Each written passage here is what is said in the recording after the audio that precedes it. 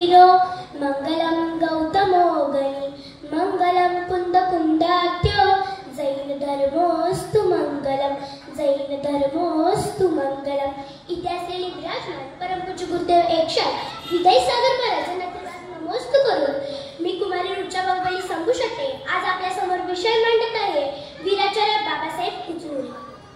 Great man are not born great, they grow great. थोर माणसांनी जी उंची मिळवली व टिकवली ती एका रात्रीतून मिळाली नाही. आपण गाढ झोपेत असतानाही रात्रीच्या अंधारामध्ये प्रकाश शोधत धडपडत होते.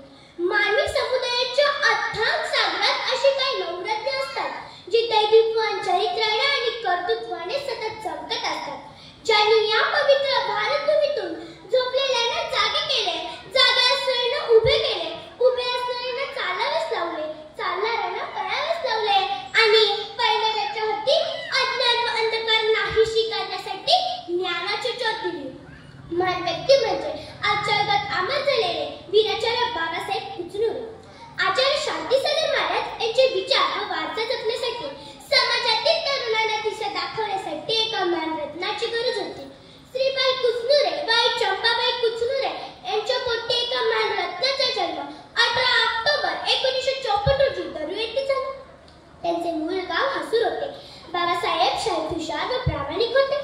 जैन धर्म, तत्वज्ञान, साधू सेवा, मंदिर दर्शने इत्यादी बाबतीत त्यांचा लहानपणीचा आवडा लक्षात होता. त्यांना माध्यमिक शिक्षणासाठी परमपूज्य समर्थ बुद्ध महाराजांच्या तपस्याने पुण्यात झालेल्या बाहुबली ब्रह्माश्रमामध्ये ठेवण्यात आले आणि हेच खऱ्या वीराचार्य युगाचा पाया ठरले.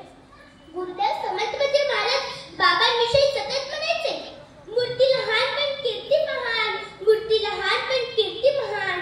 एक होतं कारवळ आणि श्यामच्याई पुस्तक वाचल्याने बाबासाहेबांच्या जीवनाची दिशाच बदलली. याचे व्यक्तिमत्व म्हणजे simple living and high thinking, साधेदारी आणि उच्च विचारसरणी. त्यांनी एलएलबीचे शिक्षण पूर्ण करून ॲडव्होकेट ही पदवी मिळवली. खादीचा शर्ट, टोपी, विचार असा पेहराव करून गावोगावी धर्मप्रसार करत शांतीसागर युवक मंडळाची स्थापना केली. आचार्य शांतीसागर महाराज आणि समर्थ बुद्ध महाराज यांचे चरित्र वाचून धार्मिक कार्याची प्रेरणा मिळवली. युका युका जागा हो, वीर सेवा दलाचा धागा हो, वीर सेवा दलाचा धागा हो असे म्हणत वीर सेवा दलाची स्थापना केली. कुंजवंत बाहुबली पहिली व्यसनमुक्तीची दिंडी काढली. बाल मुलांवर चांगले संस्कार व्हावेत म्हणून वीराचार्यांनी गावोगावी जाऊन पाठशाळा सुरू केल्या. युवकांना धर्माचे ज्ञान मिळावे म्हणून धार्मिक शिबिरे घेऊ लागले. त्यांना कुंतगिरी येते वीराचार्य आणि कसबे नगरात येते वीरांचे वीर वीर शिरोमणी या पदवीने सन्मानित करण्यात आले होते. याचे फळ म्हणजे आज वीर सेवा दलाचे कार्यकर्ते जोमाने काम करत आहेत. याचे उत्तम उदाहरण म्हणजे आमच्या नामनी मठाचे मठाधिपती परमपूज्य स्वस्तिश्री जिनसेन भट्टाराम भट्टाचार्य महास्वामी यांच्या सानिध्यामध्ये आचार्य विशुद्धसागर महाराज यांचा सहसंग 31 साधूंच्या सेवा करण्यासाठी गावागावातील वीर सेवा दल सज्ज झाली होती. म्हणून मला म्हणावेसे वाटते, वीराचार्य तुमच्या युवकांच्या पंखात आज आकाशात झेप घेण्याचे वेळ आहे. तुम्ही केलेल्या वीर सेवा दलाच्या कार्याचे हे फळ आहे. तुम्ही केलेल्या वीर सेवा दलाच्या कार्याचे हे फळ आहे. दिवसेंदिवस वीर सेवा दलाची लौकिक वाढत होती. पण हे नियतीला मान्य नव्हते. दुष्ट लागावेशी वीर सेवा दलाची गोडदोड सुरू होती आणि काळाने स्वत्व परीक्षा घेण्यात ठरवले आणि 18 ऑगस्ट 1988 रोजी त्यांचे आकस्मिक निधन झाले. बोला वीरांनो बोला, हा काळ असा का आला, सेवा दलाचा शिरोमणी हा आम्हा सोडून गेला. बोला वीरांनो बोला, बोला वीरांनो बोला. वीराचार्य, वीर शिरोमणी, वाणीभूषण, चारित्र्य संपन्न मितभाषी, व्यसनमुक्तीचे जनक अशा या ॲडव्होकेट वीराचार्य बाबासाहेब कुचनूरांना माझा कोटी कोटी प्रणाम, कोटी कोटी प्रणाम. धन्यवाद. पर्वत नहीं होता, हर कलश हाँ कलश नहीं होता. संत तो दुनिया में हजारों होते हैं मगर हर संत आचार्य संत सागर जी महाराज नहीं होते. या दक्षिण भारतात अनेक साधू संतांचा जन्म झाला. या भूमीला आचार्य भूमी असेही संबोधले जाते. या साधू संतांच्या शृंखलेतील एक अष्टकैली व्यक्तिमत्व म्हणजे संत सागर जी महाराज. तर श्रोते हो, ज्यांच्या वाणीत भद्रता, बोलण्यात मंजुळता, संवाद माधवता, सागराप्रमाणे विचारातील गंभीरता, संयमाचे प्रतीक, आदर्श शिक्षक, मातृहृदयी, शांतमूर्ती, वात्सल्य रत्नाकर, आचार्य सन्मती सागरजी महाराज होते. अशा या वैराग्य मूर्तीचा जन्म शिरदवाड या गावी पुण्यशील श्री देवगंडा व सौ पद्मिनी या दाम्पत्या पोटी सन 1927 साली झाला. मानव यांनी देहून भारतासारख्या पुण्यभूमी जन्म घेणे, संपन्न आणि समृद्ध असा प्रांत लाभणे, त्यागीचा वारसा लाभणे इत्यादी गोष्टी पूर्व पुण्याखेरीज शक्यच नाही. या पुण्याची शेजारी सोबत घेऊन आलेल्या चिरंजीव जनगोंडे यांचे प्राथमिक शिक्षण अत्यंत कष्टाने प्रतिकूल परिस्थितीत झाले.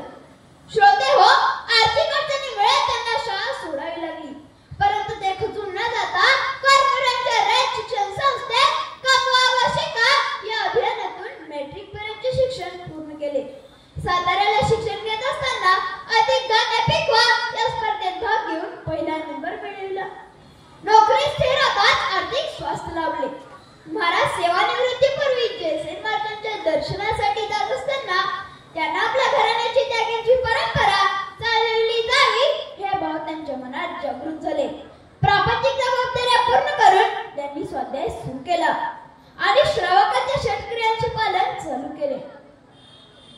जगत वंदे है ऐसे संत, धन्य है भाग्य भगवंत, जो अतिथि कल से है परे, वर्तमान के आनंद से है बरे. अशा सन्मती सागरजी महाराजांनी वैराग्याची सुप्त वातावरणात नेऊन प्रसन्ननगरी गेवराई येथे जैनेश्वरी दीक्षा स्वीकारली. अगदी अल्पावधीतच श्रुतसागर महाराजांनी आपले आचार्यपद सिद्धक्षेत्र कुंडलगिरी येथे त्यांना प्रदान केले.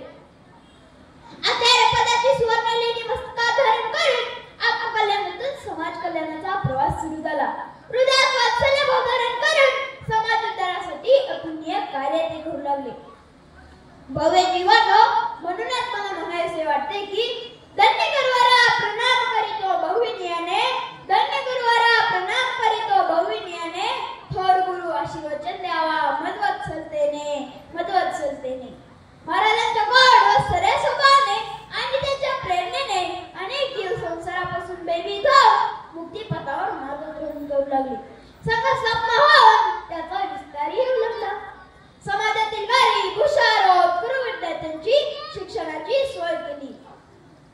गोष्वांची निर्मिती व त्यांचा विस्तार करून मुकपशूंच्या जगण्याचा आधार मिळवून दिला. श्रोते हो, प्रत्येक घटकाला हितोपदेश व धर्मोपदेश देऊन त्यांचा उद्धार करण्याचे महान कार्य महाराजांनी केले. दक्षिण भारतातील एक विशाल संघ म्हणून त्यांची ख्याती दूरवर पसरली होती. अनेक अनाथांना मदत देऊन सोनात बनवले. सर्व समाजातील भक्तांना त्यांनी आपले शिष्यत्व प्रदान केले. प्रवचन आणि संबोधनातून सन्मतीचा सागर भरती येऊ लागला. यातून अनेक मोती समाजाला मिळाले. त्यांच्यामुळे समाजाची धर्मश्रीमंती वाढू लागली आहे. परमपूज्य सन्मती सागरजी महाराज प्रसिद्धीच्या सर्वोच्च शिखरावर असतानाच 1 नोव्हेंबर 2013 रोजी सहजपणे कौतिक नगरीमध्ये स्वर्गारोहण केले. त्यांच्या समस्त साधूंनी त्यांचा धर्मध्वज अजूनही फडकत ठेवला आहे. त्यापैकीच एक आहेत आपल्या सर्वांचे लाडके गुरुवर्य परमपूज्य 108 विजय सागरजी महाराज. ही तर खरंच अभिनंदनीय गोष्ट आहे ना. असीम त्याग आणि कठोर तपस्याने मानवतेच्या कल्याणासाठी आचार्यश्रींनी आपले संपूर्ण जीवन व्यतीत केले. आचार्यश्री शरीराने जरी आपत नसले तरी त्यांची चेतना विचार आपल्याला सदैव प्रेरणा देत राहतील. वैराग्य ज्ञानाची किंवा मूर्तिरूप्या तपस्वींची महती वर्णन करायला मी अजूनही तेवढा समर्थ नाही. म्हणूनच जाता जाता एवढेच म्हणायचे वाटते की कैसे गुणगान करू आपका, शब्दों की औकात नहीं, सागर को गागर में भरना मेरे बस की बात नहीं, मेरे बस की बात नहीं. धन्यवाद. जैन धर्माचा श्वास, अहिंसा ही जैन धर्माचा श्वास. करुणावदया त्यांचा विश्वास, करुणावदया त्यांचा विश्वास. प्राणी पक्षी सर्व जीव समान, प्राणी पक्षी सर्व जीव समान. जैन धर्म महान, जैन धर्म महान. सर्वांना जय जिनेंद्र. माझे नाव शुभ्रा प्रदीप मगदूम, राहणार नागाव, तालुका हातकणंगले, जिल्हा कोल्हापूर. मी आता 5वीची विद्यार्थिनी. आज मी तुमच्या समोर एक अतिशय सुंदर असा विषय घेऊन आली आहे. तो म्हणजे धर्मास्मिता व प्राणीसेवा. धर्म म्हणजे काय? धर्म म्हणजे काय? धर्म म्हटल्यावर आपल्या डोळ्यासमोर प्रार्थना, पूजा व मंदिर दिसते. पण धर्म म्हणजे देवपूजा नाही. धर्म म्हणजे सत्य बोलणे, अहिंसा पाळणे व सर्व प्राण्यांवर करुणा ठेवणे. आपल्या जैन धर्मात असे शिकवतात अहिंसा परमो धर्म. अहिंसा हाच सर्वात मोठा धर्म आहे. सर्व प्राण्यांमध्ये आत्मा आहे. म्हणून कोणालाही त्रास देऊ नका. मी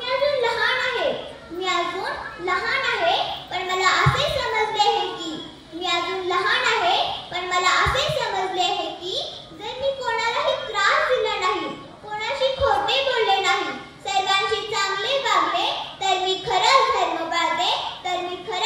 पाळते. अस्मिता म्हणजे काय? आपण कोण आहोत? आपला धर्म, आपली अस्मिता याचा अभिमान बाळगणे म्हणजे अस्मिता होय. माझी अस्मिता मी जैन आहे. मी सत्याच्या व अहिंसेच्या मार्गाने जात आहे व मी एक चांगली व दयाळू मुलगी आहे याचा मला अभिमान आहे. आपली अस्मिता आपल्याला उभं राहायला शिकवते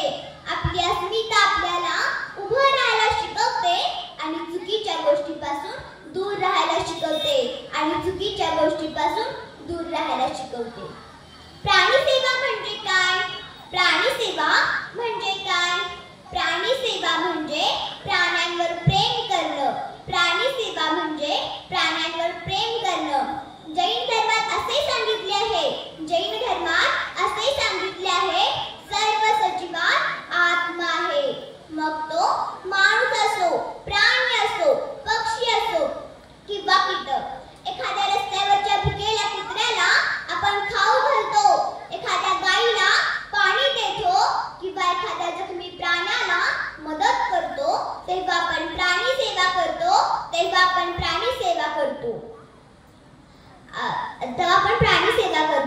आपल्या जैन धर्मात पिंजरापोळ व गौशाळा अशा ठिकाणी प्राण्यांची सेवा केली जाते.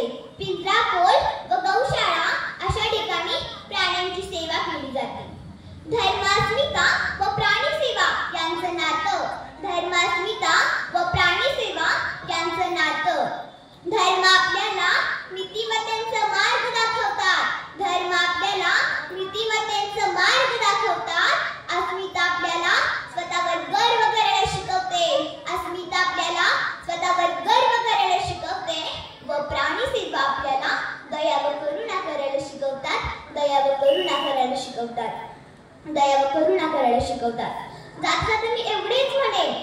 जाता मी एवढेच म्हणेन, आजपासून आपण असं ठरवूया,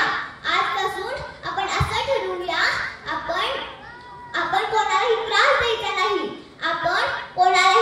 द्यायचा नाही. प्रत्येक सजीवावर प्रेम करायचं व आपल्या धर्माचा आपण अभिमान बाळगायचा. आपण लहान आहोत पण मन मोठं असलं पाहिजे. आपण मुलं आहोत पण धर्माचं पालन केलं पाहिजे. आपल्याला मोठं झाल्यावर फक्त डॉक्टर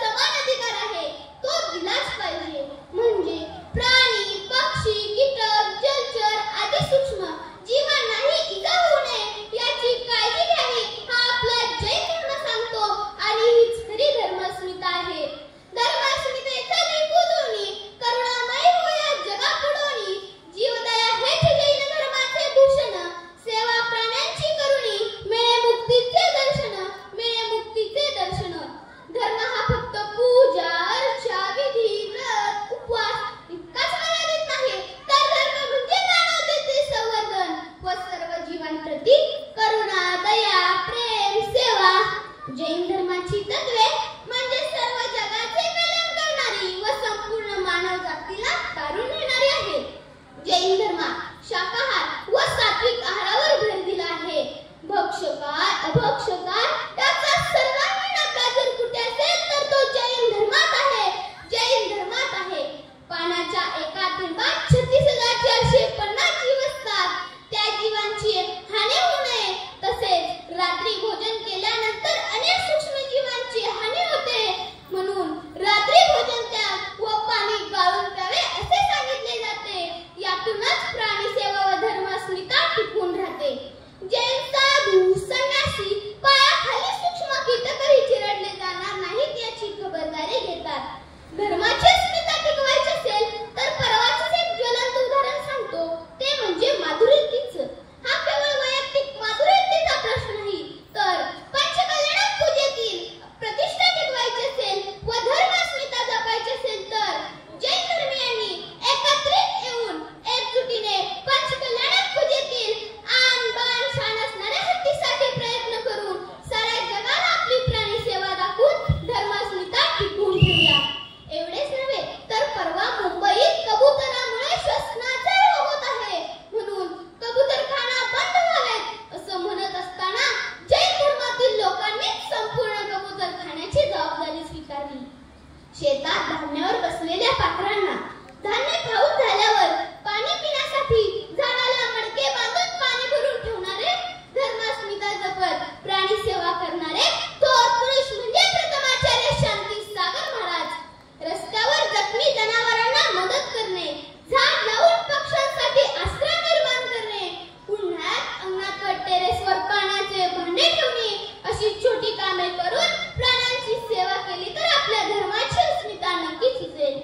जगाला शिकायचे असेल तर शस्त्र नव्हे तर दया हवी.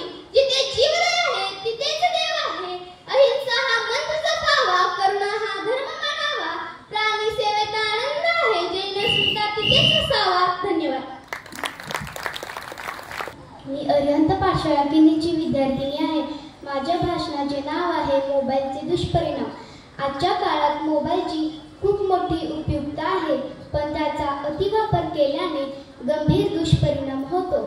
मोबाईलमधून निघणाऱ्या रेडिएशनमुळे कानात त्रास, डोळेदुखी आणि मेंदूवर परिणाम असे आजारांचा धोका निर्माण होतो. आणि वाहन चालवताना मोबाईल बघणे किंवा मोठ्या आवाजात हेडफोन लावणे अपघाताला कारण ठरते.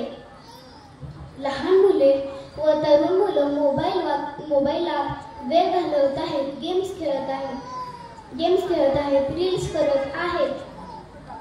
रील्स करत आहेत आणि मोबाईलमुळे मोठे मोठे टावर उभे केले जातात. त्यामुळे पक्ष्यांचा हिंसा होत आहे आणि पक्ष्यांची संख्याही कमी होत आहे. लहान मुले मोबाईल वापरू नये, त्यापेक्षा खेळणे, पाठशाळेत जाणे ही पण मोबाईल वापरू नये. धन्यवाद. नमस्तू सर्वांना जय जिनेंद्र. माझे नाव शांभवी नेमगंड पाटील. मी इयत्ता 4थी मध्ये शिकते. माझ्या पाठशाळेचे नाव आहे अरिहंत पाठशाळा किनी.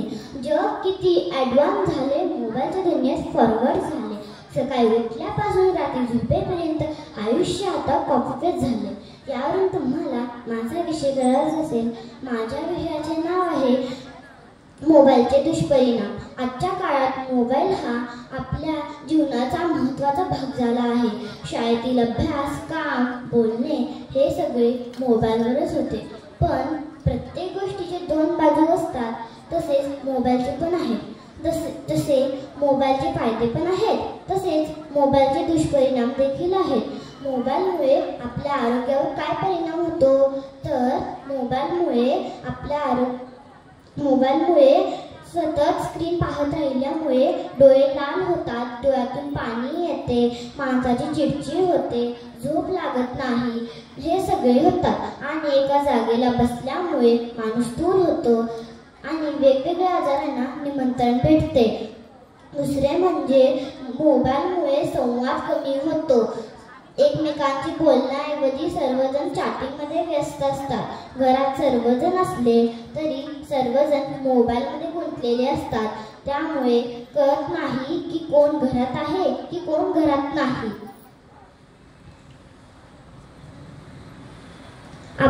मोबाईलमुळे आपली नाती कशी होत चालली आहे? भेट ना गॉट ओनली व्हॉट्सअपवर चॅट, भेट ना गॉट ओनली व्हॉट्सअपवर चॅट अशी चालली आहे. मोबाईलमुळे गैरप्रकार वाढला आहे. मोबाईलमुळे खोट्या बातम्या पसरल्या आहे. उदाहरण देऊ तर लाडकी बहीण KYC करायची का नाही करायची हेच कळत नाही. मोबाईलमुळे कोण जण म्हणतात करायची, मोबाईलमुळे कोण जण म्हणतात नाही करायची. त्यामुळे समाजात गोंधळ होतो. मोबाईलमुळे गैरप्रकार वाढतो. मोबाईलमुळे लहान मुलांवरही परिणाम होतो. लहान मुलांच्या मेंदूवरही परिणाम होतो. लहान मुलांना डोळ्यावरही आजार होतो. लहान मुलांचे कानावरही आजार होते. जिनेंद्र महाराजांना त्रिवार नमस्तु. आदरणीय व्यासपीठ मान्यवर परीक्षक सप्राम जय जिनेंद्र. मी सन्मती संस्कार पाठशाळा बेडकची विद्यार्थिनी निधी विपुल उपाध्याय. माझा विषय आहे वीराचार्य जीवन. समाजातील तरुणांना दिशा देण्यासाठी, व्यसनमुक्त करण्यासाठी एका महान रत्नाची समाजाला गरज असताना चंपावती श्रीपाल कुचनुरे यांच्या पोटी 18 ऑक्टोबर 1954 साली त्यांच्या आजोळी दरूर येथे एका नवरत्नाचा जन्म झाला. ते म्हणजे वीराचार्य बाबासाहेब कुचनुरे होय. मुलांचे पाय पाण्यात दिसतात अशी म्हण आहे. त्यांची चंपावती त्यांना लहानापासून धार्मिक संस्कार, रोज मंदिराला जाणे, त्यांच्यावर बाळकडू चांगलेच रुजवण्याचा प्रयत्न करेल. सर्व भावंडात बाबासाहेबांची मूर्ती लहान होती, परंतु शाळेत हुशार सर्वांना प्रिय होते. एकदा काय झाले की माता चंपावती बरोबर बाबासाहेब मंदिराला जाऊन आले आणि घरातील केसनीत म्हणजे झाडू घेतले आणि एका तांब्याला दोरी बांधली. लहान असल्याने त्यांच्या अंगावर कोणताही कपडा नव्हता. एका हातात तांब्या एका हातात झाडू घेऊन घरभर फिरू लागले आणि कन्नडमध्ये म्हणाले, ना स्वामी आगी आनंद एल्लारू कालबिळरी, म्हणजेच मी महाराजी झाले, सर्वजण माझे पाय पडा. सर्वांना कुतूहल वाटले. घरातल्या लोकांना वाटले पुढे हा बाबासाहेब जाऊन समाज क्रांतिकारक होईल असे स्वप्नातही वाटले नव्हते. लहानपणी नेहमी खोड्या काढत असे, परंतु सर्व लहान मुलांना गोळा करून मंदिरात घेऊन जाणे असा हा बाल करू लागला. म्हणून त्यांच्या वडिलांनी पुढील शिक्षणासाठी अतिशय क्षेत्र बाहुबली येथे 5वीला गुरुकुलात टाकले. गुरुकुलात देखील आपले मन मिळा स्वभावाने सर्वांचे मन निघले. एकदा सर्व मुले 108 गुरुदेव मंतभद्रजी महाराजांच्या दर्शनाला गेले होते. महाराजी सर्वांना आशीर्वाद दिले. शेवटी बाबासाहेब पुढे गेले आणि विनयपूर्वक दर्शन घेतला.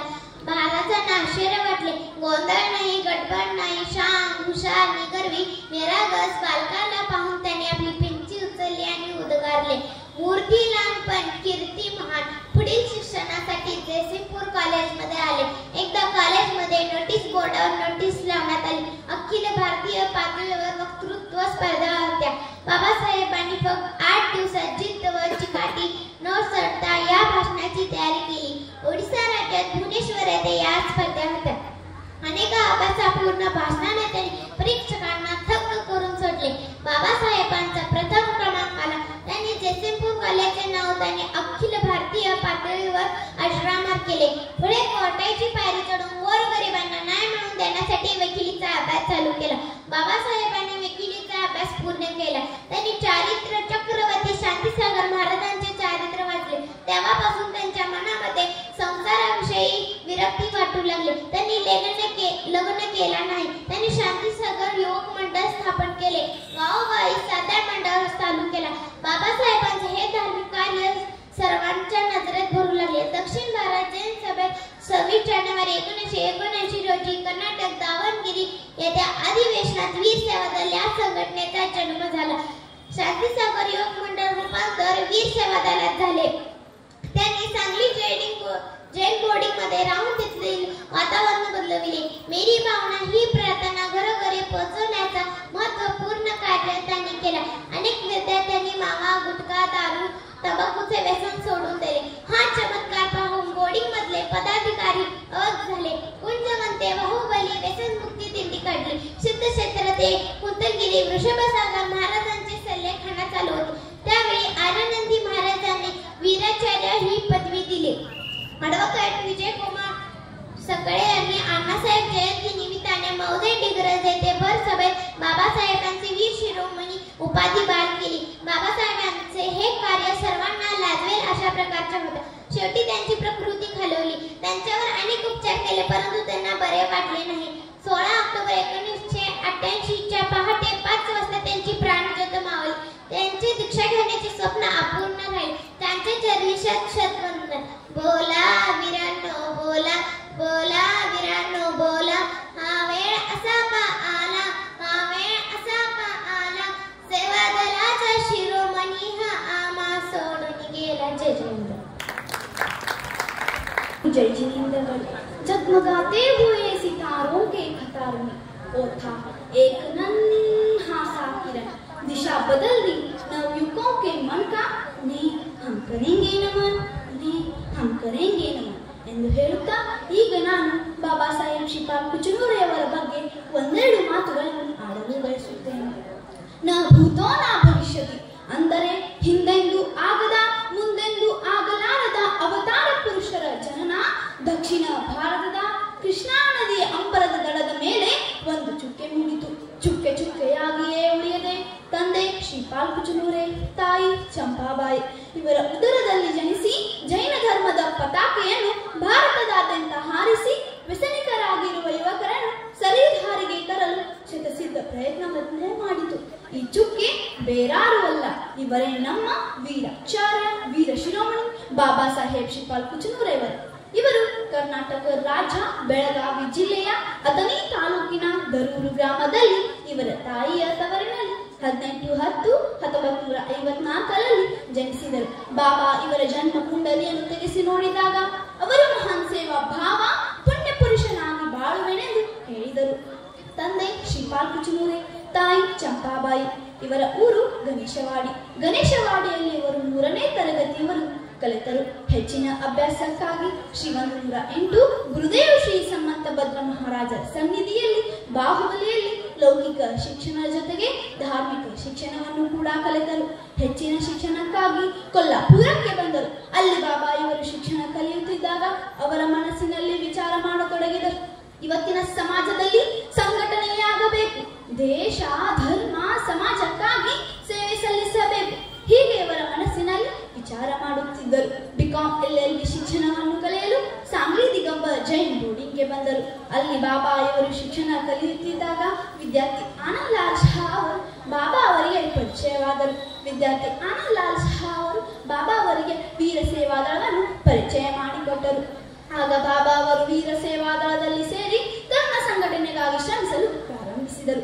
ಬಿಕಾಂ LLB ಶಿಕ್ಷಣವನ್ನು ಮುಗಿಸಿ ವಕೀಲ ವೃತ್ತಿಯನ್ನು ಮಾಡಿದರು. ಶನಿವಾರ ಮತ್ತು ರವಿವಾರ ರಜೆ ಇದ್ದಾಗ ಸುತ್ತಮುತ್ತಲಿನ ಹಳ್ಳಿಗಳಿಗೆ ಹೋಗಿ ಧರ್ಮ ಪ್ರಚಾರ ಮಾಡುತ್ತಿದ್ದರು ಮತ್ತು ಹಳ್ಳಿಯ ಯುವಕರನ್ನು ಕೂಡಿಸಿ ಧರ್ಮ ಸಮಾಜ ವ್ಯಸನ ಮುಕ್ತಿ ಬಗ್ಗೆ ಹೇಳಿಕೊಡುತ್ತಿದ್ದರು. ಕೌನ್ कहता है कि मेरा देश गरीब है, कौन कहता है कि मेरा देश गरीब है, भाइयों मेरा देश गरीब नहीं भगवान की करीब है ಎಂದು ಬಾಬಾ ಸಾಹೇಬ್ ಕುಚನೂರೆಯವರ ಆದರ್ಶವನ್ನು ನೋಡಿಯೇ ಹೇಳಬಹುದು. ಇವರು 108 ಬಾಹುಬಲಿ ಮಹಾರಾಜರ ಕಡೆಯಿಂದ ಬಾಲಬ್ರಹ್ಮಚಾರಿ ವ್ರತವನ್ನು ತೆಗೆದುಕೊಂಡರು. ದಾವಣಗೆರೆಯಲ್ಲಿ 26/1/1979 ವೀರ ಸೇವಾದಳ ಸ್ಥಾಪನೆ ಮಾಡಿದರು. 10,000 ಸ್ವಯಂ ಸೇವಕರು ವರದಕ್ಷಿಣೆ ಇಲ್ಲದೆ ಮದುವೆಯಾದರೆ 10,000 ಹೆಣ್ಣು ಮಕ್ಕಳ ಬಾಳು ಕಲ್ಯಾಣವಾಗುವುದು ಎಂದು ಯೋಚಿಸಿದರು. Simple living and high thinking ಎಂದರೆ ಇದರ ಅರ್ಥ ಸಾಧಾ ಜೀವನ, ಹೆಚ್ಚು ವಿಚಾರ. ಅದೇ ಪ್ರಕಾರ ಬಾಬಾ ಇವರು ನಡೆದುಕೊಳ್ಳುತ್ತಿದ್ದರು. ಬಾಬಾ ಅವರು ಬೋರ್ಡಿಂಗ್ ನಲ್ಲಿ ಕಲಿಯುತ್ತಿದ್ದಾಗ ಕಸ ಗುಡಿಸುವುದು ಮತ್ತು ಬಾತ್ರೂಮ್ ಸ್ವಚ್ಛಗೊಳಿಸುವುದನ್ನು ಮಾಡುತ್ತಿದ್ದರು. ಆಗ ಕುಂತಲಗಿರಿ ಸಿದ್ಧ ಕ್ಷೇತ್ರದಲ್ಲಿ ಆದಿಸಾಗರ ಮಹಾರಾಜರು ಸಲ್ಲೇಖನ ತೆಗೆದುಕೊಂಡಿದ್ದರು. ಆಗ ಬಾಬಾ ಅವರು ಹಗಲು ರಾತ್ರಿ ಎನ್ನದೇ ಸೇವೆ ಸಲ್ಲಿಸಿದರು. ಸೇವೆಯೇ ನನ್ನ ಧರ್ಮವೆಂದು ಘೋಷಣೆ ಮಾಡಿದರು. ಇದನ್ನು ನೋಡಿದ ಆರನಂದಿ ಮಹಾರಾಜರು ವೀರಾಚಾರ್ಯ ಎಂಬ ಪದವಿಯನ್ನು ನೀಡಿದರು. ಮೌಜೆ ಡಿಗ್ರಾಜ್ ವಿಲಾಸ ಸಾಂಗ್ಲಿ ಇವರ ವೀರ ಶಿರೋಮಣಿ ಎಂದು ಮತ್ತು ಸಾಂಗ್ಲಿ ಬೋರ್ಡಿಂಗ್ನಲ್ಲಿ ವಾಣಿ ಭೂಷಣ ಎಂಬ ಬಿರುದನ್ನು ಪಡೆದಿದ್ದರು. ಒಬ್ಬ ಶಿಲ್ಪಿ ಒಂದು ಕಲ್ಲನ್ನು ಕೆತ್ತಿ ಮೂರ್ತಿಯನ್ನಾಗಿ ಮಾಡುತ್ತಾನೆ. ಅದೇ ಪ್ರಕಾರ ನೀನು ವ್ಯಸನದಲ್ಲಿದ್ದಂತಹ ಯುವಕರನ್ನು ವ್ಯಸನ ಮುಕ್ತನಾಗಿ ಮಾಡಿಸು. ಹಮ್ ಕಿಸಿ ಸೆ ಕಮ್ ನಹಿ ಹಮೆ ಕಮ್ ಕೆಹನೋ ವಾಲೋ ಮೇ ಕುಚ್ ದಮ್ ನಹಿ ಎಂಬ ಮಾತು ಇವರ ವ್ಯಕ್ತಿತ್ವವನ್ನು ಎತ್ತಿ ತೋರಿಸುತ್ತದೆ. ಅಶುಭ ಕರ್ಮದಿಂದ ಬಾಬಾ ಇವರನ್ನು 14/8/1988ರಂದು ಕೊಲ್ಲಾಪುರದ ಆಂಧ್ರೇಕರ್ ಹಾಸ್ಪಿಟಲ್ನಲ್ಲಿ ಹಾಕಲಾಯಿತು. ಅವರು 16/8/1988ರಂದು ನಸುಕಿನ 5:30 ಸ್ವರ್ಗವಾಸಿಯಾದರು. ಇವರ ಗುರುಗಳಾದ ಶ್ರೀ ಸಂಬಂಧಭದ್ರ ಮಹಾರಾಜರು ಅವರ ಸಾವನ್ನು ಕೇಳಿ 2 ದಿನಗಳು ಅಂದರೆ 18/8/1988ರಂದು ಸ್ವರ್ಗವಾಸಿಯಾದರು. ಕರ್ನಾಟಕ ಮಹಾರಾಷ್ಟ್ರ ಜೈನ ಸಮಾಜದಲ್ಲಿದ್ದ 2 ರತ್ನಗಳನ್ನು ಕಳೆದುಕೊಂಡಾಯಿತು. ಜಬ್ ತಕ್ ಚಾಂದ್ ಸಿತಾರೆ ಚಮಕತೆ रहेंगे, जब तक धरती पर हरियाली खिलती रहेंगी, जब तक नदी नाले समंदर बहती रहेंगे, तब तक वीराचार्य के नारे चारों ओर गूंजते रहेंगे और वीर शिरोमणि अमर रहेंगे, अमर रहेंगे, अमर रहेंगे ಎಂದು ಹೇಳುತ್ತಾ ನನ್ನ ಭಾಷಣವನ್ನು ಮುಗಿಸುತ್ತೇನೆ. ಜೈ ಜಿನೇಂದ್ರ, ಜೈ ಹಿಂದ್. आर्या आप्पासाहेब कमते. माझा विषय आहे आचार्य सन्मती सागर. महाराजांचा जन्म महाराष्ट्र कर्नाटक सीमेलगच्या चांदशिरद्वार या गावी पुण्याशी श्री देवगोंडा बाबाजी पाटील व सौ पद्मिनीबाई ह्या दाम्पत्यापोटी सन 1 एप्रिल 1927 या साली येळगुड येथे झाला. त्यांचे घराणे खानदानी पाटील होते, परंतु परिस्थितीनुरूप प्रतिकूलात आलेले त्यांचे वडील श्री देवगोंडा पाटील ते निरक्षर होते. ते पहिल्यापासून धार्मिक होते. ते नित्य दर्शनाशिवाय अत्र पाणी ग्रहण करीत नव्हते. त्यांना 4 पुत्र झाले. त्यांचे 4थे पुत्र चिरंजीव जनगोंडा पाटील म्हणजे त्यांचा जन्म झाल्यानंतर ते 2 वर्षाचे असताना त्यांनी गृहत्याग केला. त्यांनी 1927 या साली घनदाट जंगलातून पायी चालत जाऊन शिखरची यात्रा केली होती. त्यावेळी त्यांच्या दीक्षेवेळी महाराजांची आई सौ पद्मिनी या 2 वर्षाच्या चिरंजीव जनगोंडा यांना कडेवरून घेऊन तेथे उपस्थित होत्या. जनगोंडा हसर इड्री असे म्हणून जनगोंडा असे नामकरण करण्यात आले. त्यावेळी यल्ला ज्यांना बैलदार तिरकुंड आहे सटके असे म्हणून जनगोंडा असे नामकरण करण्यात आले होते. वयाच्या 40 नंतर लौकिक अर्थाने त्यांनी केलेले धर्मज्ञान त्यांच्या प्रवचनातून प्रकट होत असलेले पाहून त्यांना खूप कौतुक वाटत होते. श्रावकांना सुद्धा कौतुक वाटत होते. त्यांनी 40 नंतर लौकिक अर्थाने त्यांचे शिक्षण सुद्धा सुरू झाले होते. त्यांनी सर शिक्षक असताना त्यांच्या दर्शनाला रोज जात होते. इसवी सन 1992 मध्ये सरांचा आणि परमपूज्य 108 जयभद्र महाराजांचा भेट झाला. त्यावेळी त्यांनी भगवान बाहुबली भगवंतांच्या चरणी प्रार्थना केली की गृहत्याग मला पाहिजे आहे. तेवढ्यात फिरत जिनवाणी स्वाध्याय मंडळातून गावोगाव फिरत होती. धर्म प्रबोधन केले. त्यानंतर सांगली, कोल्हापूर, बेळगाव या जिल्ह्यातून विहार केले. त्यानंतर गेवराई येथे प्रचंड जन समुदायासमोर परमपूज्य 108 श्रुतसागर महाराज त्यांचे शिष्य सन्मती सागर असे ह्या नावाने त्यांना शुल्लक दीक्षा ग्रहण केली. त्यानंतर गेवराई येथे प्रचंड समुदायासमोर परमपूज्य 108 आचार्य श्रुतसागर महाराजांनी यांच्याकडून 25 नोव्हेंबर 2001 रोजी मुनी दीक्षा घेतली. त्यांचे शिष्य सन्मती सागर महाराजांचे मधुर प्रवचन ऐकले व त्यांनी त्यांच्या शिष्याकडून उद्देशाने आचार्यपद बहाल केला. त्यांचे सन्मती सागर महाराजांचे विद्यार्थी त्यांचे अडचणी सांगतात तेव्हा सन्मती सागर महाराजजी विचार करतात की आपले सुद्धा असेच अडचणी खूप होते. माझी आई मी लहान असताना पाण्यात पीठ घालून दूध प्यायला देत होती. हे माझ्या आईला कष्ट भोगवत होते तर माझ्या शिष्याला किती त्रास झाले असेल असे विचार करत घटना सोने झाल्या. महाराज म्हणजे करुणाकर दयासागर होते. दया धर्म का मूल्य है. महाराजांनी प्रेरण्यात विक्रीत अनाथाश्रम गोशाळेचे आयोजन केले की अहिंसा मार्गाने जियो और जीने दो हा संदेश आचरणात आणले. धन्यवाद. परिणामांची ऋजुता, समुद्राप्रमाणे विचारातील गंभीरता, संकटकाळातील धैर्य, विवेकी प्रसंगी दिसून येणारी असामान्य दृष्टी, अलौकिक त्याग, संयम, शांतीचे प्रतीक, वात्सल्य रत्नाकर, मातृहृदयी, आदर्श शिक्षक, प्रेमळ गुरुवर सन्मती सागरजी महाराजांच्या विनम्र स्मृतीस शतशः वंदन करून मी माझ्या भाषणाला सुरुवात करते. नाते श्रोते आणि वक्ते हो, मी कुमारी स्वस्ती स्वप्नील रेडेकर, सन्मती संस्कार पाठशाळा शिरदवाडची विद्यार्थिनी, आज आपल्या समोर विषय मांडत आहे आचार्य सन्मती सागरजी महाराज. जगात अनेक माणसे जन्मतात आणि मरतात, परंतु त्यातील क्वचित असे असतात जे अनेक शतकांची कार्य करून जातात. अशा सन्मती सागरजी महाराजांचा जन्म 1927 रोजी चांदशिरदवाड या गावी झाला. त्यांच्या आईचे नाव पद्मिनीबाई होते. त्यांच्या वडिलांचे नाव देवगौंडा होते. त्यांच्या आई वडिलांनी त्यांच्यावर चांगले संस्कार करून त्यांच्या बालमनाची जडणघडण आदर्शाशीच घडवली.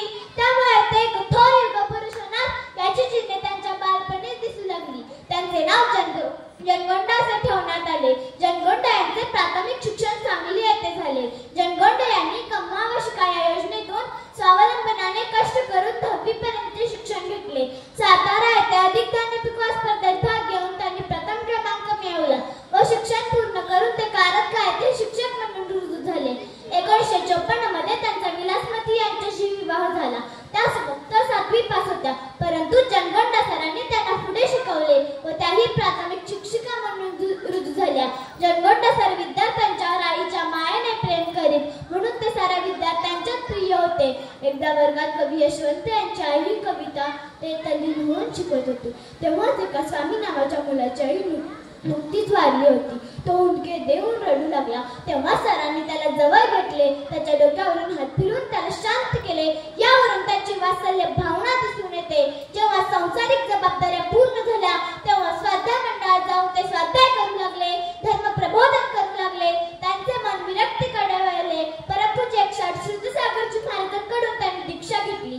2001 साली त्यांनी दिगंबर मुनी दीक्षा घेतली. तेव्हाच ते सन्मती सागर बनले. कुंतलगिरी येथे त्यांना आचार्य ही पदवी देण्यात आली. समाज जीवन संस्कारित करण्याचा त्यांनी अखेरपर्यंत प्रयत्न केला. आपल्या संयम शांत स्वभावाने त्यांनी जैन समाजाला योग्य वळण लावले. जिथे जातील तिथे लोकमनात धार्मिक विचारांची पेरणी केली. जैन समाजातीलच नव्हे तर इतर समाजातील गोरगरीब मुलांना त्यांनी शिक्षणासाठी मदत केली. माझे बाबा डॉक्टर स्वप्नील रेडेकर यांचे शिक्षण सन्मती सागरजी महाराजांच्या आशीर्वादामुळेच पूर्ण झाले, म्हणून ते आज डॉक्टर या पदावर कार्यरत आहेत. त्यांच्याकडून शिकलेले अनेक विद्यार्थी डॉक्टर, तहसीलदार, वकील या पदावर कार्यरत आहेत. म्हणूनच त्यांच्याबद्दल म्हणायचे वाटते, सन्मती सागरजी की है सौरभ गाथा, इतिहास भुला न पाएगा, जो उन्होंने कर्तव्य निभाया वो सदियों तक दोहराएगा. महाराज जयसिंगपूर येथून विहार करीत असताना एका वेड्या मुलाने महाराजांना दगड मारले. ते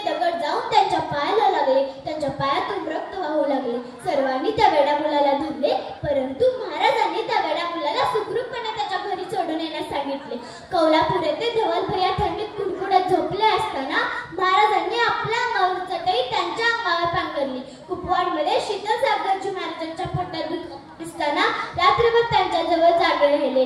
विद्यासागर महाराजांनी प्रथम दीक्षा घेतली तेव्हा त्यांचे केस लग सुरू होते, त्यांचे मुख लाल झाले होते, त्यांच्या नाकाडोळ्यातून पाणी येत होते. तेव्हा महाराजांनी स्वतः नॅपकिनने त्यांचे तोंड पुसले व त्यांच्या पाठीवरून हात फिरवले. अशा प्रकारे शिष्यांवरही आईच्या मायेने पुत्रवत प्रेम करणारे सन्मती सागरजी महाराज खरोखरच वात्सल्य मूर्ती होते. म्हणूनच त्यांना वात्सल्य रत्नाकरी पदवी देण्यात आली. त्यांच्या आयुष्यात अनेक संकटे आली तरी त्यांच्या चेहऱ्यावर कटुतेची उद्विग्नतेची रेषाही कधी उमटली नाही. त्यांच्या आनंद असो की दुःख असो, स्वागत असो की विरोध असो, कोणत्याही प्रसंगात महाराजांची शांत मुद्रा सस्मित व प्रसन्न अशीच राहिली. त्यांच्या वाणीला कधीच कटुतेचा स्पर्श झाला नाही. त्यांच्यातील संजीवक अमृत कधीच ओसरले नाही. महाराजांनी कृतीतून समाज सजवण्याचे कानमंत्र दिले. अनेक गावातील कमिटीमधील वाद मिटवून त्यांच्या धर्माची गोडी लावली. म्हणूनच त्यांना शांत मूर्ती ही पदवी देण्यात आली. अशा गुरूंना पुन्हा एकदा वंदन करून शेवटी एवढेच म्हणते, तीर्थंकर समरूप सलोना समौशरण समवैभवे, इसीलिए तो इस वसुधा को तुम पर इतना गौरव है. वचने आपकी चंद्र किरण सम हर लेते सबका क्रंदन. वात्सल्य रत्नाकर सन्मती सागरजी गुरु को मेरा लाख लाख वंदन. धन्यवाद. ऑक्सिजनची गरज असते, भुकेलेल्या व्यक्तीला अन्नाची गरज असते, तहानलेल्या व्यक्तीला पाण्याची गरज असते, अंधाराला देखील प्रकाशाची गरज असते. अगदी त्याचप्रमाणे बालमनावर चांगले सुसंस्कार करून त्यांचे मन, मनगट, मेंदू यांचा सर्वांगीण विकास करायचा असेल तर संस्कारशाहीची गरज आहे. संस्कारशाही समाजासमोर वेगळाच आदर्श निर्माण करतो. म्हणूनच व्यासपीठाला विषय मिळाला आहे संस्कारशाही एकादश. नाते श्रोते वक्ते मी कुमारी स्तुती स्वप्नील रेडेकर, सन्मती संस्कार पायशास्त्रद्वारची विद्यार्थिनी. आज आपल्या समोर विषय मांडते आहे संस्कारशाही एकादश. ज्ञानाचा प्रकाश देण्या दिवाखंड तो जळतो, जीवनाचा कळा तो संस्कारशाहीत कळतो. चंद्र सूर्याच्या किरणांनी कळत नकळत कमळे फुलतात. तद्वतच संस्कारशाहीच्या माध्यमातून बालमने आनंदी, प्रफुल्लित, चैतन्यमयी, सुसंस्कारित होत असतात. संस्कारशाही म्हणजे काय? संस्कारशाहीची महत्त्वाची केंद्रे कोणती? संस्कारशाही का गरजेची आहे या मुद्द्यांचा विचार करणे गरजेचे आहे. संस्कारशाही म्हणजे मनाचे शुद्धीकरण करण्याचे ठिकाण. संस्कारशाही म्हणजे गुणांचा गुणाकार करून दोषांचा भागाकार करण्याचे ठिकाण. संस्कारशाही म्हणजे बालकांच्या वर्तनातून इष्ट परिवर्तन घडवून आणण्याचे ठिकाण. अगदी प्राचीन काळापासून संस्कारशाहीला अनन्यसाधारण महत्त्व आहे. संस्कारशाही माणसाचे सर्वस्व आहे. संस्कारशाहीमुळेच बालक घडतो आणि घडविला जातो. आध्यात्मिक व नैतिक मूल्यांचे जोपासना, सद्वर्तन, सद्विचार, प्रेम, जिव्हाळा, आपुलकी, इतरांच्या सुख दुःखात सहभागी होण्याची व्यापक व विशाल प्रवृत्ती, सत्य, अहिंसा, प्रेम, जिव्हाळा या सर्वांची बेरीज म्हणजे संस्कारशाही होय. संस्कारशाहीचे पहिले केंद्र म्हणजे आई वडील. आई वडील आपल्या मुलांवर चांगले सुसंस्कार करून घडवतात. एखाद्या शत्रूकडून तुझा पराभव झाला तरी चालेल, पण रयतेच्या डोळ्यात ओसरून तुझा पराभव होता कामा नये. असे संस्कार देऊन जिजाऊने शिवरायांना घडवले. म्हणूनच त्यांनी 16व्या वर्षी हिंदवी स्वराज्याची स्थापना केली. पायाला गाण लागून जपतो तसे मनालाही गाण लागून जप हो असे संस्कार देऊन श्यामच्याईने साने गुरुजींना घडवले. सत्यवती माऊलीने शांतीसागर महाराजांना घडवले. चंपावती आऊने बाबासाहेबांना घडवले. माझ्या इतर संस्कारामुळे मी तुमच्या समोर उभी आहे. संस्कारशाहीचे दुसरे केंद्र म्हणजे गुरुकुलशाही. गुरुकुलशाहीतून राम, लक्ष्मण, पांडव यासारखे अनेक यशस्वी पुरुष घडले.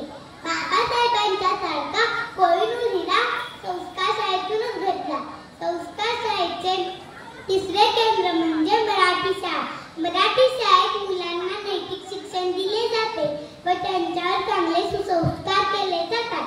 संस्कारशाहीचे चौथे केंद्र म्हणजे श्री निकेतन, शांती निकेतन, संस्कार निकेतन, विद्यासागर महाराजांनी काढलेले प्रतिभास्थळी अशा अनेक ठिकाणी मुलांना घडवले जातात व त्यांच्यावर चांगले सुसंस्कार केले जातात. संस्कारशाहीचे पाचवे केंद्र म्हणजे पाठशाळा.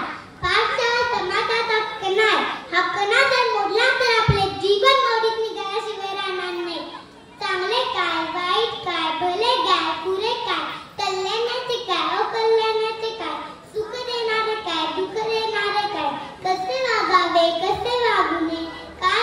खावे काय खाऊ नये, कसे बोलावे कसे बोलू नये याची योग्य ते जाणून पाठशाळेतून केली जाते.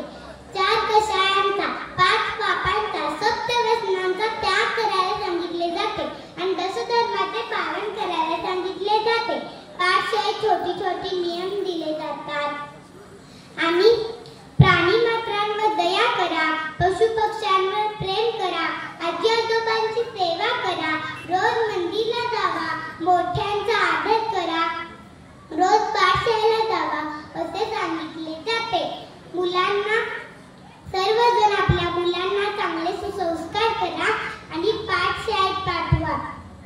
शेवटी एवढेच म्हणते, सुवर्ण झाले फुलपाखरू, सर्वत्र लागले भरारा मारू, नवे जग नवी आशा, शोध घेण्याची जबर मनीषा, माझ्या या संस्काराने लाविले वर्ण, त्यावर चढेल मी यशाचे चढण. जय जिनेंद्र. धन्यवाद. मोबाईल म्हणजे नेमकं काय हो? तर प्रातःकालीन विधीला जाण्याबद्दलच्या विधानात आपण गुंततो तो म्हणजे मोबाईल. अंतरुणातून उठून जिनेंद्र भगवंतांचे मुखदर्शन, आई वडिलांचे मुखदर्शन, शालेय पुस्तकांचे मुखदर्शन, अगोदर ज्याचे मुखदर्शन आपण अगोदर घेतो तो म्हणजे मोबाईल. ज्याला कोणाचा धाक नाही, ज्याला वेळेचं भान नाही, जो मोकाट जनावरासारखा सुसाट सुटलाय तो म्हणजे मोबाईल. आणि म्हणूनच मी कुमारी स्वरा धीरज पाटील इयत्ता 3री जैन मुनीश्री 108 विद्यासागरची पाठशाळा मधले आज आपल्या समोर विषय मांडत आहे मोबाईलचे दुष्परिणाम. आज आपणाच्या वाचनालयाला त्यागींचा आहार व विहाराला जायला वेळ नाही, अभ्यास खेळ व्यायाम याही गोष्टींसाठी वेळ नाही. खाता पिता उठता बसता चालता बोलता फक्त आणि फक्त मोबाईल. महात्मा गांधीजी काय म्हणायचे? टाइम इज मनी. आणि आज आपण म्हणतोय टाइम इज मोबाईल. परवाच घडलेला एक किस्सा सांगते.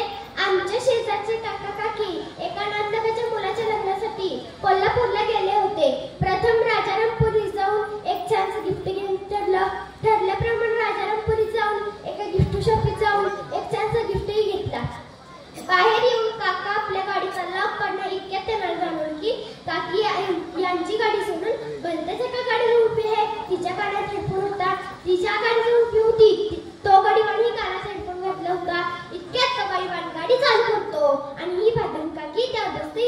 तिकडे तो काका बिंबीच्या देठापासून ओरडतोय, अगं तुम्ही नव्हे, अगं तुम्ही नव्हे. काका त्या गाडीचा पाठलाग करू लागतात. राजारामपुरीतून निघालेला हा विचित्र वाहन थेट कसबावाडीत जाऊन थांबतो. तोपर्यंत तिकडे अक्षता पडून पाहुणे मंडळी मित्रमंडळी जेवून बाहेरही पडतात. माझा एक मित्र बंडू जो महागडे इंग्रजी शाळेत शिकतो. एके दिवशी त्याला त्याच्या बाईने आई बाबा दादा दीदी आजी आजोबा यापैकी एका विषयावर निबंध लिहून आणायला सांगितलं. दुसऱ्या दिवशी बाई वर्गातल्या सर्व मुलांच्या वह्या तपासतात. आता नंबर होता माझ्या मित्राचा म्हणजे बंड्याचा. बाई पाहतात तर काय, बंड्याची वही कोरीच. काय रे बंड्या, कुठे निबंध? बंड्या म्हणतो, कुठला निबंध? तुम्ही 4 निबंध लिहून आणायला सांगितलं होता. ती माझी आई होती कॉलिंगवर, बाबा होते व्हॉट्सअपवर, दादा होता फेसबुकवर, दीदी होती टीव्हीवर व या सगळ्यांचे वच्चे आजी आजोबा होते रील्सवर. आणि तुझा निबंध? माझा निबंध गॅसवर. कारण आईनं बजावलं होतं की कुकरला तांदूळ लावलोय तेव्हा ती त्याच्या शिट्ट्या मावत. हे ऐकून बाई आपल्या कपाळावर हात लावून घेतल्या. 2-4 महिन्यापूर्वी आणखी एक मोबाईलचा मजेशीर किस्सा कानावर आला होता. एका नवविवाहित जोडप्याचं नुकतंच लग्न होऊन कसा सुखाचा संसार चालू होता. एके दिवशी बायकोच्या वाढदिवसाच्या औचित्य साधून नवऱ्याने तिला एक अँड्रॉइड मोबाईल गिफ्ट केला. एकेकाळी स्वादिष्ट जेवण तयार करून वाढणारी ती वहिनी आता तास मोबाईलवरच. आताही दादाला जेवण भेटतं, मात्र एके दिवशी भातात मीठ कमी, भाजीत तिखट कमी आणि भाकऱ्यावर चपात्या त्रिकोण चौकोन षटकोन करायच्या. आता दररोज घरात सकाळी रामायण व सायंकाळी महाभारत चालू असतं. कोणाला कसा पकडायचा हा मोबाईल शिकवतो, कोणाचे पैसे कसे चोरायचे हा मोबाईल शिकवतो, आई वडिलांनी कष्ट करून मिळालेले पैसे कसे उधळायचे हा मोबाईल शिकवतो, कोणत्या पुरीला फूस लावून कसा पाळायचा हाही मोबाईलच शिकवतो. तेव्हा या मोबाईलचा अतिवापर करून त्याच्या दुष्परिणामांना सोडायचं आणि मोबाईलचा हवा तेवढाच वापर करून आपण सुखी राहायचं. हे आपणच ठरवायचं. शेवटी जाता जाता एक कविता सर्व मोबाईल धारकांसाठी. याड लागलं रे मोबाईलचा जांब याड लागलं कार चालवत एक खूण पुण्याला चाललं, फोनवरती बोलत ते ठाण्याला पोचलं. याड लागलं र मोबाईलचा जंब, याड लागलं र फोनवरती बोलत बाजाराला चाललं र. पिशवी ऐवजी बनियान हाती घेतलं, वांग्यानया बायकोन सांगून ठेवलं र. वांग्याऐवजी हे बोर घेऊन घरी पोचलं. याड लागलं र मोबाईलचा जांब, याड लागलं र याड लागलं र मोबाईलचा जांब, याड लागलं र. जय जिनेंद्र. भेदभावांचा नाही तो जात धर्मांच्या भिंतींचा, तर तो आहे प्रेमांचा जरा, मानवतेचा सुंदर तारा. सन्माननीय व्यासपीठ, आदरणीय परीक्षक वर्ग व येथे जमलेल्या सर्व श्रावक श्राविकांना जय जिनेंद्र. मी कुमारी स्वरा भरत पाटील. माझ्या पाठशाळेचे नाव आहे श्री 108 विद्यासागरची पाठशाळा मजले आणि आज मी तुमच्या समोर विषय मांडणार आहे धर्म, अस्मिता आणि प्राणीसेवा. आज मी ज्या विषयावर बोलणार आहे तो विषय केवळ एका स्पर्धेचा भाग नाही, तर तो आपल्या मानवतेच्या ओळखीचा आरसा आहे. धर्म हा शब्द ऐकताच आपल्या मनात किती विविध चित्रे उभे राहतात. मंदिरातली घंटानाद, मस्जिदीतील अजान, चर्चमधील प्रार्थना व गुरुद्वारांचा कीर्तन. पण श्रावक हो, धर्म म्हणजे फक्त पूजा किंवा विधी नव्हे, तर धर्म म्हणजे कर्तव्य, दया आणि सद्वर्तन. आता तुम्ही म्हणाल धर्म म्हणजे तर असे, परंतु अस्मिता म्हणजे काय? तर ती म्हणजे आपली ओळख, आपल्या अस्तित्वाची जाणीव. आणि धर्म अस्मिता म्हणजे धर्माशी असलेल्या अंतःकरणांची ओळख, जी आपल्याला सांगते की खरा धर्म तो जो सर्व जीवांवर प्रेम करतो, सेवा करतो आणि अहिंसेचा मार्ग दाखवितो. आणि ही धर्मास्मिता जपणारा आपला एकमेव जैन धर्म महान आहे. आपल्या धर्मात प्राणी व त्यांची सेवा या दोन गोष्टीला फार महत्व आहे.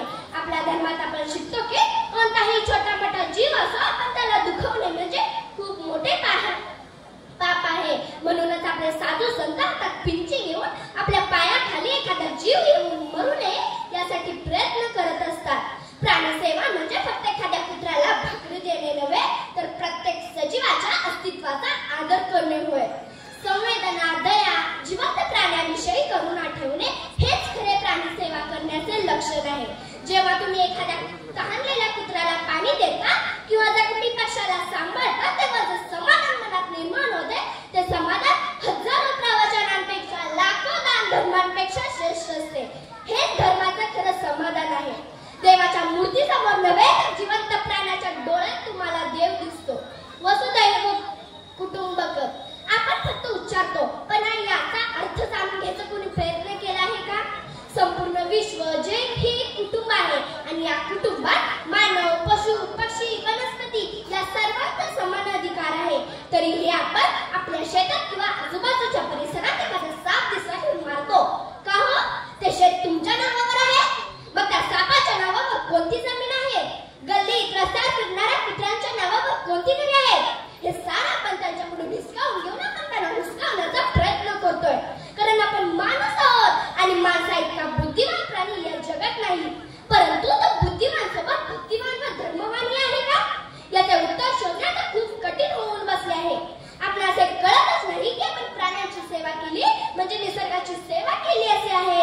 आणि आपले पुरातन काळातील पूर्वज निसर्ग पूजा ही सर्वात मोठी पूजा मानायचे. आणि आज आपण धर्माच्या नावावर कितीतरी मोठी वाद घालतो. कोणाचा धर्म श्रेष्ठ आणि कोणाचा धर्म खरा. पण त्याच वेळी रस्त्यावर एखादा जखमी प्राणी तडफडतो, पण आपण त्याच्याकडे पाहूनही दुर्लक्ष करतो. हीच का आपली धर्मस्मिता? धर्मस्मिता हरवली की माणूस राहत नाही, तो केवळ स्वार्थाचा गुलाम बनतो. आजच्या डिजिटलच्या जगात आपण सेवा या शब्दाला विसरत चाललो आहोत. आपल्या मोबाईल मध्ये देवाचा फोटो असतो, पण आपल्या हातात दया नसते. आपण मंदिरात दिवा लावतो, पण आपण एखाद्या जखमी कुत्र्याकडे दुर्लक्ष करतो. मी माझ्या नातनीच्या माधुर्यातीनेचे उपकार म्हणते की तिने आमच्या कोल्हापूरकरांना अस्मिता कशी जपावी ते शिकवले. सगळेजण म्हणत होते पैसा जिंकतो, माणूस हरतो, न्याय विकतो, तिथं हत्ती काय विकतो. पण या वाक्याला आमच्या कोल्हापूरकरांनी आणि आमच्या माधुरीच्या प्रेमाने पुसून टाकलेलं आहे. मला अभिमान आहे की मी कोल्हापुरी आहे.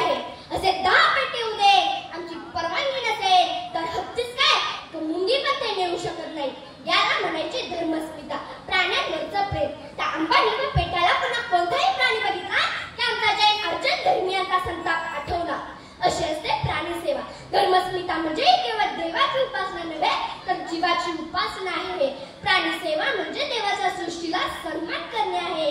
आज जगाला गरज आहे ती धार्मिकतेची नव्हे तर दयाळूपणाच्या धर्माची. म्हणूनच आपण सर्वांनी ठरवूया आपला धर्म म्हणजे प्राणी मात्रांची सेवा, आपली अस्मिता म्हणजे दयेवरची भावना आणि आपली पूजा म्हणजे सर्व जीवांवर प्रेम करणे. शेवटी जाता जाता एवढंच म्हणेन, जिथे दया आहे तिथे धर्म आहे, जिथे दया आहे तिथे धर्म आहे, जिथे सेवा आहे तिथे देव आहे, जिथे सेवा आहे तिथे देव आहे आणि जिथे करुणा आहे तिथेच खरा माणूसही आहे आणि जिथे करुणा आहे तिथेच खरा माणूसही आहे. जय जिनेंद्र. लहानपण देगा देवा, मुंगी साखरेचा रवा, ऐरावत रत्न थोर, त्यासी अंकुशाचा मार. संत तुकाराम महाराजांच्या अभंगातील या प्रसिद्ध ओळी. संत तुकाराम महाराज म्हणतात की लहानशा मुंगीला साखरेचा आणि रव्याचा ठाव खायला मिळतो. मुंगी लहान जीव असून सुद्धा सुखाने जीवन जगत असते. त्याउलट ऐरावत म्हणजे हत्ती शरीराने एवढा मोठा राहूनही त्याला माहुताकडून अंकुशाचा मार खावा लागतो. म्हणजेच बालपणातील जीवन किती सुखी आणि मस्तीचे असते हे या ऐकून आपल्या सर्वांच्या लक्षात येईल. आणि हेच बालपण आज खऱ्या अर्थाने मोबाईलच्या विकात हरवत चालले.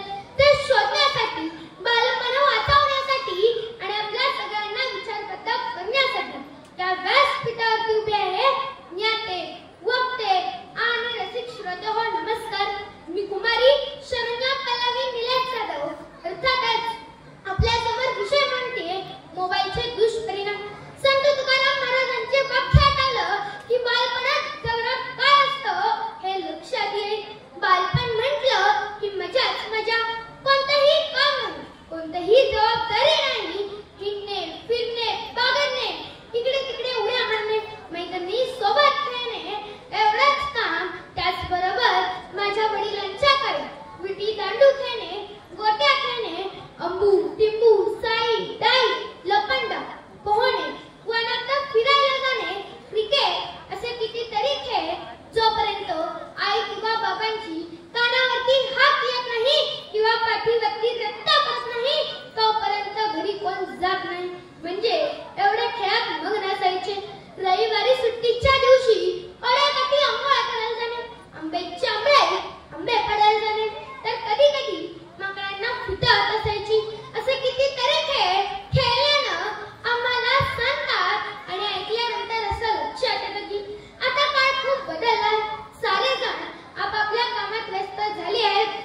लहान मुलं सुद्धा एकमेकांना भेटत नाही. डोरेमॉनच्या गॅजेटपेक्षा भयंकर गॅजेट मुलांच्या हातात पडू लागली आहे. मोबाईल फोनमुळं मुलांचं बालपण हरवलं जातं. मैदानावरच्या खेळात धुळीने मागणारे नाजूक हात सध्या मोबाईल गेममध्ये गुंग आहेत. अशा वेळी फ्रान्स सरकारने घेतलेला मोबाईल बंदी सारखा उपाय हितकारी ठरू शकतो का? शाळांना सुट्टी पडली की मुलं मैदानावरच्या खेळात उठून पडायची. झुकझुक गाडीत बसून मामाच्या गावाला फिरायला जायची. पण गेल्या काही वर्षात हे चित्र पलटून गेले. मुलं मैदानावर कमी आणि मोबाईल फोनवर जास्त दिसत आहेत. या तंत्रज्ञानरूपी राक्षसाने आमचं कोवळं बालपणच खाऊन टाकलं. आमच्यासारख्या शाळेत जाणाऱ्या मुलांकडून मोबाईलचा अतिवापर हीच मोठी समस्या बनली आहे. मोबाईल पासून मुलांना दूर ठेवणे हे पालक आणि शिक्षकांसाठी फार कठीण बनलंय. मध्यंतरी शिक्षणासाठी या तंत्रज्ञानाचा वापर करण्यासाठी मुंबईतील महापालिकेने अडचणीतल्या मुलांना टॅब उपलब्ध करून दिले. पण मुलांनी या टॅबचा वापर अभ्यासासाठी तर केलाच नाही.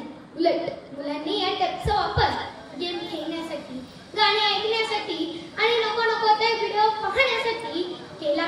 बघा मंडळी, मोबाईलचे दुष्परिणाम किती आहेत. शेवटी या विचारपटाची, ज्ञानपीठाची आणि साहित्यपीठाची रजा घेताना इतकेच म्हणे की विसरली चव आईच्या भाजीची, शूरगाथा शिवरायांची, सावध राहा मित्रांनो, साथ पसरले या व्हायरल झालेल्या मोबाईलची, साथ पसरले या व्हायरल झालेल्या मोबाईलची.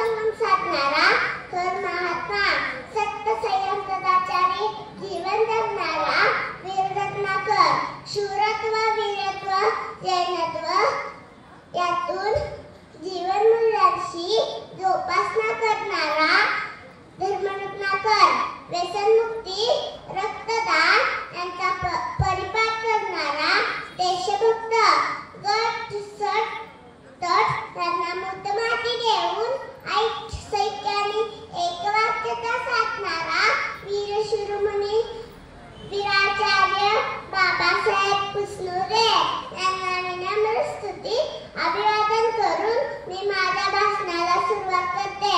सन्माननीय व्यासपीठ, नेते, श्रोते आणि वक्ते हो, मी कुमारी माधवी विजय पाटील, सुसंस्कार पाठशाळा कवठे 7वी विद्यार्थिनी आपला विषय मांडत आहे. वीराचार्य बाबासाहेब कुसनुरे. साधू संतांचा, ऋषीमुनींचा, महापुरुषांचा आध्यात्मिक देश म्हणून भारताचा गौरवाने उल्लेख केला जातो.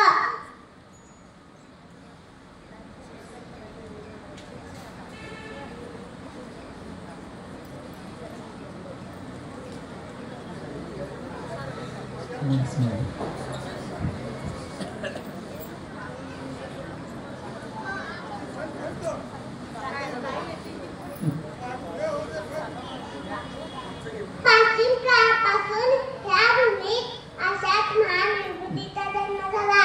त्या विभूतीचे नाव वीराचार्य बाबासाहेब कुसनुरे. त्यांचा जन्म 18/1954 रोजी दोऱ्या गावी चंपावतीच्या पोटी झाला. त्यांच्या वडिलांचे नाव श्रीपाल होते.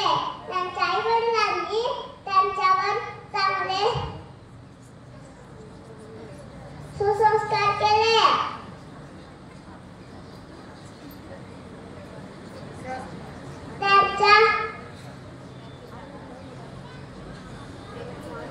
त्यांचे प्राथमिक शिक्षण गणेशवाड येथे झाले.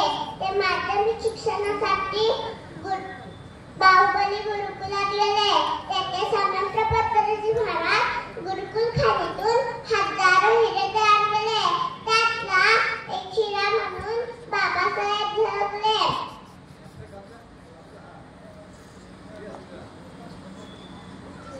ते उच्च शिक्षणासाठी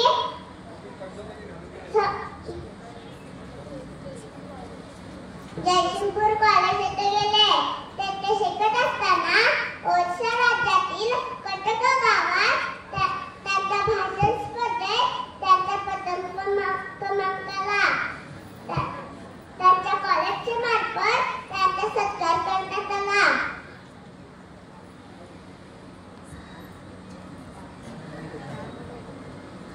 बालकांवर चांगले सुसंस्कार व्हावे म्हणून पाठशाळा सुरू केल्या.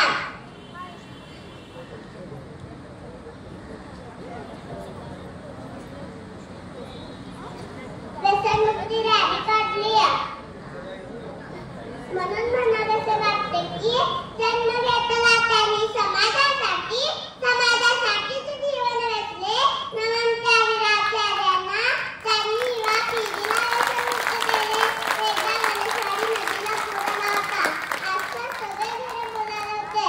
तेव्हा बाबासाहेबांची मातोश्री आपल्या माहेरी दोऱ्या गावी गेली होती. तेव्हा बाबासाहेबांनी आपल्या अंगावरचे शेतर आणि शर्ट त्या भिकारीला दिले. एवढेच नव्हे तर थंडीचे दिवस होते. थंडी खूप वाजत होती. बाबासाहेब शेताकडून घराकडे निघाले होते. तेव्हा रस्त्यातील भिकारी थंडीत कुरकुरत बसला होता. तेव्हा बाबासाहेबांनी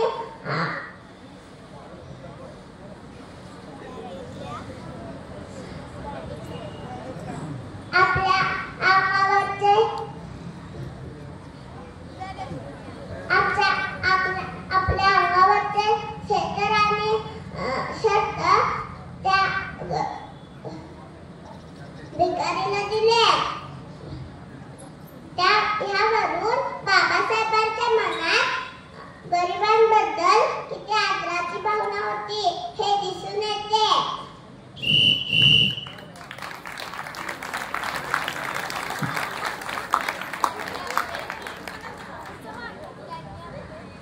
त्यांनी आपले संपूर्ण जीवन समाजकार्यासाठी व्यतीत केले.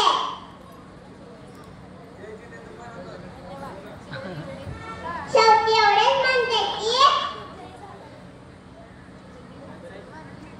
निज जुने चंदना तुम्ही वेचले कणकणा आणि फुलवले व्यसनमुक्तीचे नंदनवना.